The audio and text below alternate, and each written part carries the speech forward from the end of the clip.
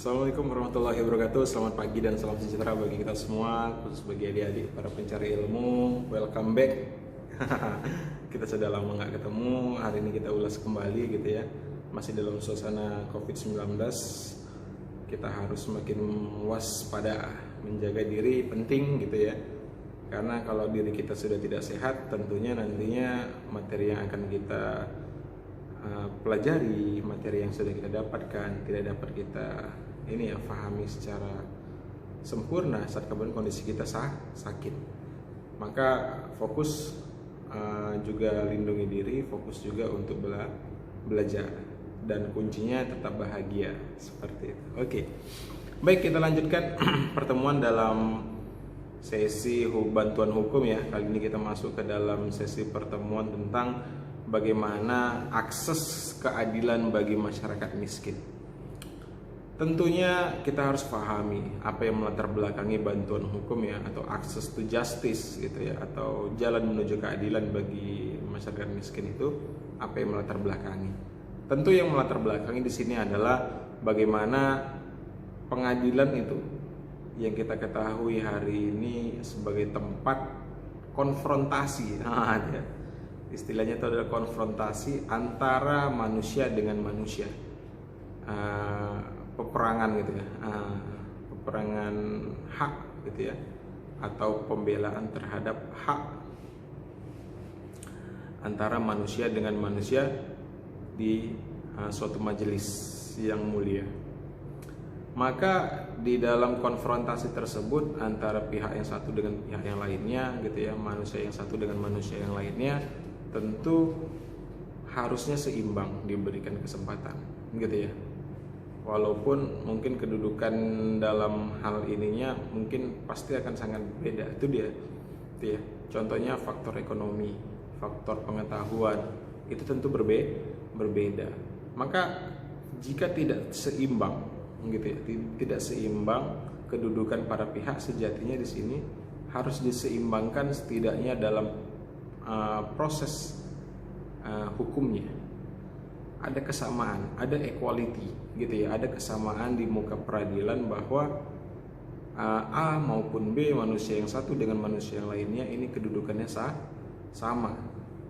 Namun pada prakteknya itu ya, ini kan kita bicara masalah ideal. Saat idealnya demikian, ternyata pada praktiknya banyak golongan ekonomi lemah gitu ya, banyak masyarakat dari golongan ekonomi yang lemah gitu ya, itu yang kemudian menjadi sosok yang kemudian rendah gitu ya. Kenapa dikatakan rendah? Ya, seringkali kita temui masyarakat yang golongan ekonomi lemah itu menjadi pelaku tindak pidana. Jadi gitu ya, pelaku tindak pidana yang mengantarkannya ke pengadilan. Padahal tidak selamanya kejahatan atau pelanggaran yang dilakukan oleh seseorang itu absolut perihal masalah kedudukan ekonomi, gitu ya. Jadi tidak serta-merta atau tidak selamanya faktor ekonomi itu menjadi latar belakang tindak pidana. Karena bisa saja tindak pidana itu dilakukan oleh orang-orang ekonomi tinggi. Apa itu kejahatannya? Lebih kepada ya seperti korupsi gitu ya. Mungkin terjadi bisnis narkotika. Gak mungkin bisnis narkotika itu orang miskin gitu ya. Maka kita harus pahami, ternyata tidak hanya orang miskin, namun hari ini kita salah paham gitu ya. Negara seringkali menyudutkan yang menjadi pelaku tindak pidana itu adalah orang miskin. Maka bantuan hukum diberikan kepada orang miskin. Itu dia. Jadi seolah-olah ada suatu justifikasi, pembenaran saja kepada masyarakat miskin yang lebih sering melakukan tindak pidana, gitu ya. Kan ini sebenarnya dalam stratifikasi manusia, gitu ya. Kita biasa temui kan ada beberapa golongan tingkat, ada manusia miskin, menengah, kaya, bonafit kan gitu ya, sangat kaya segala macamnya. Ada miskin, ternyata ada di bawah garis kemiskinan. Ini miskin di bawah garis kemiskinan ada. Itu deh. Nah, ternyata negara juga telah mengklasifikasikannya demikian kan gitu. Maka hari ini seringkali kita temui kejahatan itu berada di sana, hingga kemudian negara harus hadir memberikan bantuan hukum. Dan di sini ternyata memang banyak kita lihat pada faktanya juga, di dalam tindak pidana memang banyak sih orang yang miskin kemudian haknya itu terabaikan oleh negara. Dia tidak, negara seolah-olah tidak hadir, padahal ini ya, kemampuan dia di dalam persidangan, kemampuan ia membela diri tentu sangat lemah jika kemudian tanpa didampingi oleh bantuan hukum atau penasihat hukum. Hal itu yang kemudian harusnya negara hadir kan gitu. Namun sekarang insya Allah kalau untuk bantuan hukum sudah banyak sih gitu ya, sudah banyak. Sekarang sudah mulai ramai lembaga bantuan hukum dengan maksud dan tujuannya itu adalah bagaimana masyarakat miskin dapat mengakses keadilan. Nah, itu ya. Namun ternyata tidak hanya dalam perihal masalah pidana. Dalam perihal kasus perdata pun ternyata banyak hal-hal yang perlu dibela gitu ya. Kenapa? Karena seringkali rakyat miskin ini dalam hal keperdataan lebih parah gitu ya, jika berhadapan dengan hukum. Terlebih lagi pada pemerintah maupun kepada badan hukum yang kuat secara ekonomi gitu ya. Kenapa? Ya, seringkali rakyat miskin ini tidak memiliki kemampuan baik secara ekonomi maupun pengetahuan hukum untuk membela dirinya atau kepentingan keperdataannya atas tekanan pihak lain yang lebih kuat. Akibatnya orang miskin seringkali kalah di pengadilan. Ya, contoh orang miskin yang tanahnya kemudian dibeli secara sukarela, ganti rugi oleh negara untuk pembangunan tol. Tol ini untuk bisnis atau kepentingan umum? Itu harus dipahami dulu ya. Tol itu untuk kepentingan bisnis atau kepentingan umum? Tentunya kepentingan bisnis, karena tol bayar gitu ya.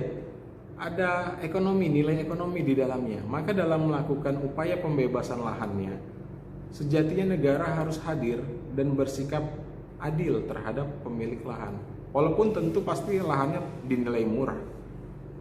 Pasti ya, seringkali kita lihat tanah yang dibeli oleh pemerintah untuk pembangunan jalan tol, yang jelas senyatanya itu dilakukan untuk bisnis, itu dibayar dengan biaya yang sangat murah sesuai dengan nilai objek jual tempatan.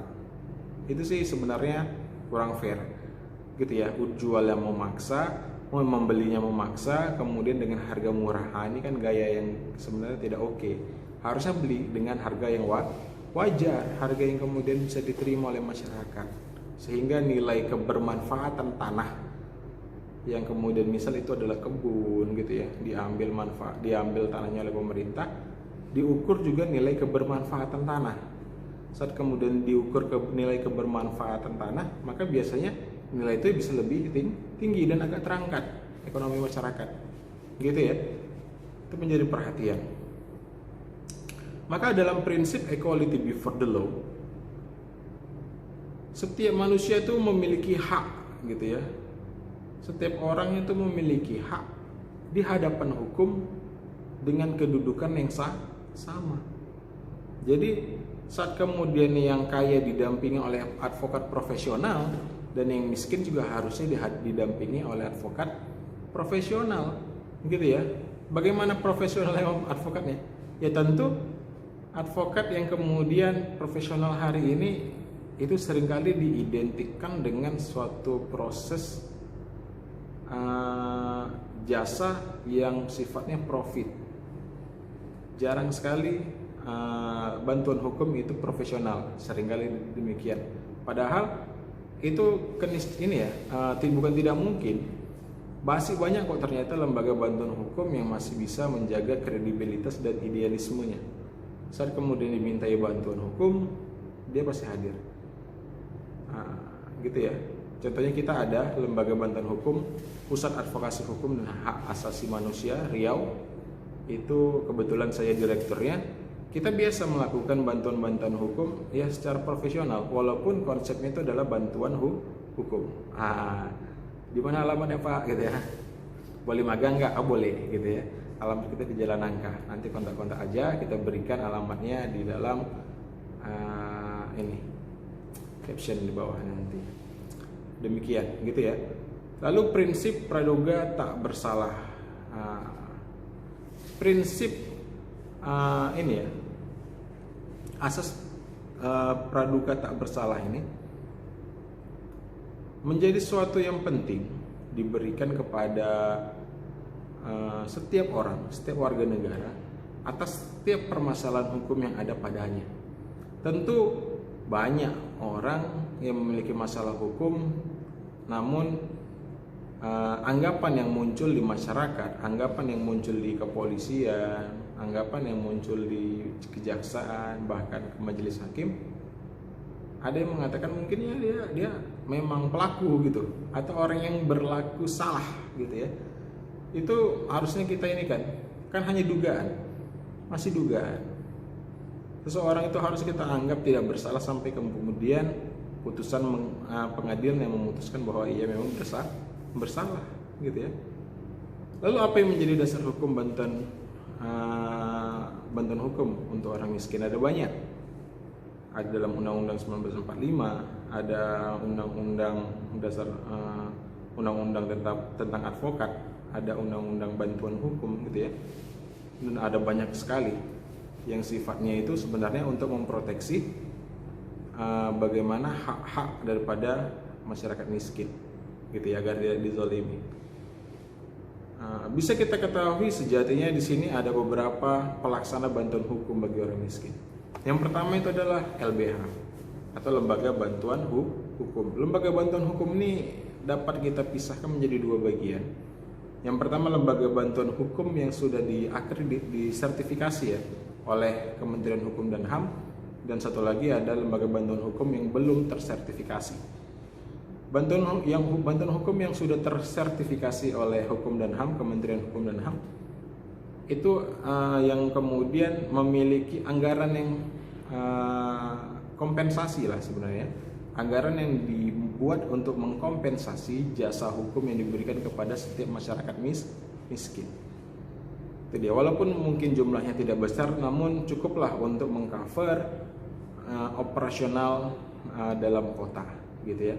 Mudah-mudahan ini juga menjadi semangat. Maka kalau kemudian mau ini ya, prioritaskan ke lembaga bantuan hukum yang telah tersertifikasi dulu. Kenapa? Karena biasanya mereka sudah ada pos anggarannya. Mudah-mudahan mereka mau membantu dengan profesional. Sedangkan lembaga bantuan hukum yang belum tersertifikasi, tentu mereka harus mencari pos anggaran kan gitu untuk memberikan layanan bantuan hukum ini kepada Anda. Itu ya. Yang kedua, para advokat itu sendiri ya. Dalam undang-undang advokat, setiap pribadi advokat itu diberikan pembebanan untuk melakukan bantuan hukum cuma-cuma kepada orang miskin. Kenapa? Karena memang ini penting ya, untuk menanamkan jiwa empati kita sebagai manusia, kepedulian terhadap masalah kemanusiaan sosial dan politik. Peran kita sebagai advokat itu harus didudukkan perihal masalah ekonomi ini gitu ya, karena tidak semua klien kita pasti punya uang gitu ya. Maka kita harus memahami dan kita bisa melaksanakan tetap kewajiban kita memberikan bantuan hukum kepada orang miskin selaku bagian daripada aparat penegak hukum yang dipercaya oleh negara, seperti itu. Dan yang terakhir itu ada biasanya biro bantuan hukum di kampus-kampus ya. Ini ada beberapa LBH atau badan kajian ya di kampus-kampus yang menyediakan bantuan hukum, khususnya fakultas hukum sih. Dan ini bisa dimanfaatkan gitu ya. Walaupun tidak semua sudah tersertifikasi, tapi setidaknya mereka mudah-mudahan bisa membantu dalam aspek konsultasi hukum nantinya, seperti itu. Oke, bisa dipahami ya. Kita lihat sampai di sini dulu materi tentang bagaimana akses for justice-nya seri 1 daripada masyarakat miskin ya. Next kita akan lanjutkan akses for justice di seri 2 insyaallah dalam agenda pertemuan yang akan datang. Demikian pertemuan kali ini, saya rasa cukup. Billahi taufiq wal hidayah. Wassalamualaikum warahmatullahi wabarakatuh.